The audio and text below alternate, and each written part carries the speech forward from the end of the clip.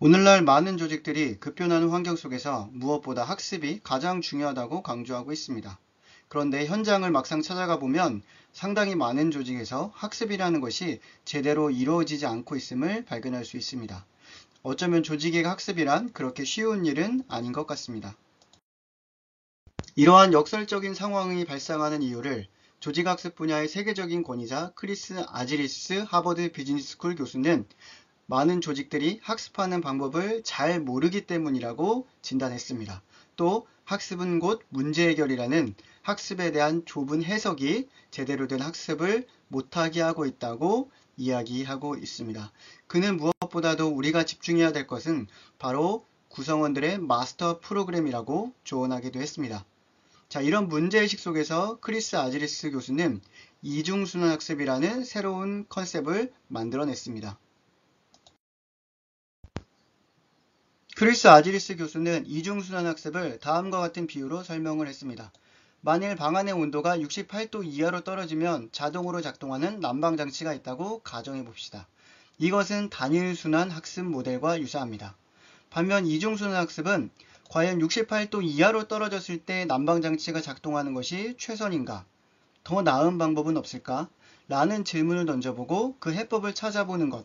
이것이 바로 이중순환 학습이다 라고 그는 이야기를 했습니다. 자, 그러면 조금 더 자세히 이중순환 학습이란 무엇인지 이야기를 해보도록 하겠습니다. 이중순환 학습이란 내가 가진 가정과 대전제를 의심해보는 일이라고 정의할 수 있을 것 같습니다. 자, 우리는 어떤 결과를 얻기 전에 전략과 행동이라는 단계를 거칩니다. 전략을 세우고 행동하게 되죠. 자, 그리고 그 행동에 대한 결과를 얻습니다. 그런데 때로는 결과가 만족스러울 때도 있고 때로는 불만족스러울 때도 있죠.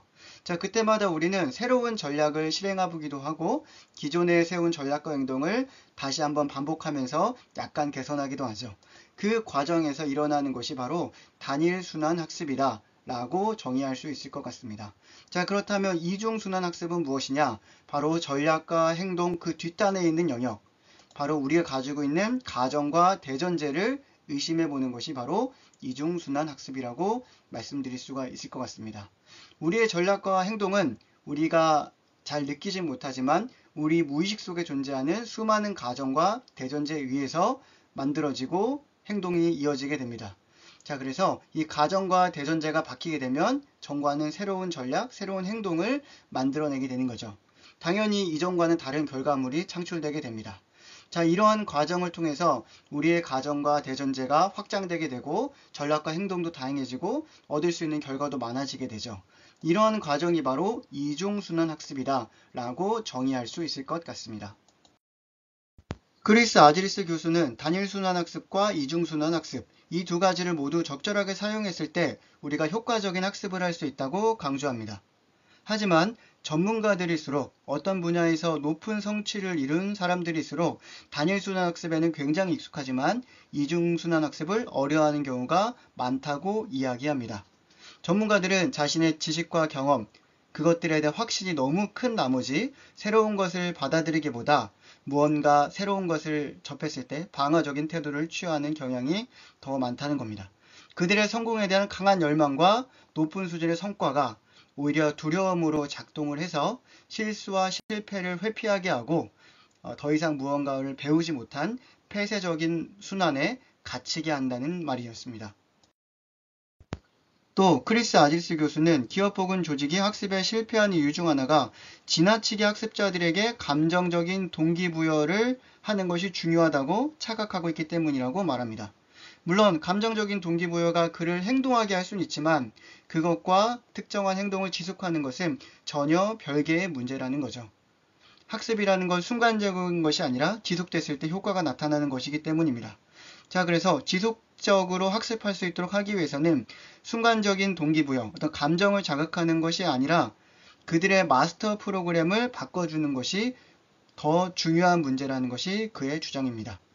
그리고 이 마스터 프로그램을 바꿔주려면 생산적인 추론이 필요하다고 이야기하죠.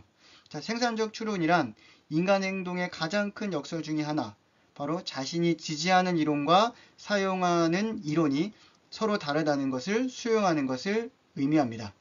자, 우리는 우리에게 올바른 것이 무엇인지, 바른 것이 무엇인지, 필요한 것이 무엇인지를 명확하게 알고 있습니다.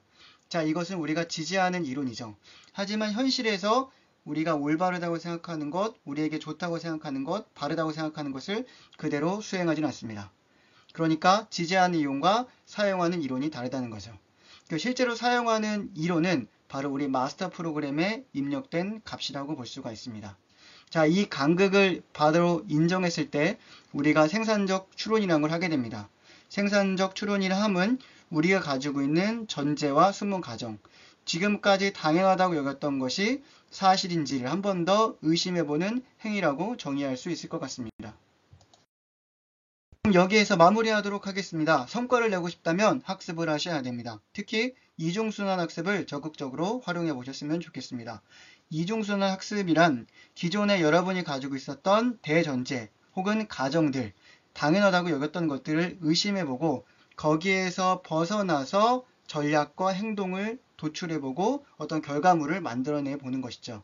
자, 이런 과정을 통해서 우리는 많은 것을 학습하게 되고요. 그 학습의 과정만큼 우리의 성과 역시 향상되어 나갈 것입니다. 두 번째는 생산적 추론력을 키워나가는 것입니다. 생산적 추론이란 우리가 사용하는 이론과 우리가 지지하는 이론 간에 간극이 존재한다는 것을 인정하는 겁니다. 우리가 지지하는 이론은 우리의 실력이 아닙니다. 우리가 현실에 적용하는 이론만이 우리의 진짜 실력이죠. 우리의 진짜 실력을 확인할 수 있었을 때 그때부터 우리는 무언가를 학습할 수 있는 그런 기회와 계기를 발견하고 학습을 시도할 수 있게 됩니다. 그리고 그 학습의 과정을 통해서 우리의 성과 역시 자연스럽게 향상될 수가 있는 것이죠. 자, 오늘은 여기까지 말씀을 드리도록 하고요. 다음 퍼포먼스 코칭 시간에 또 찾아뵙도록 하겠습니다. 끝까지 들어주셔서 감사합니다.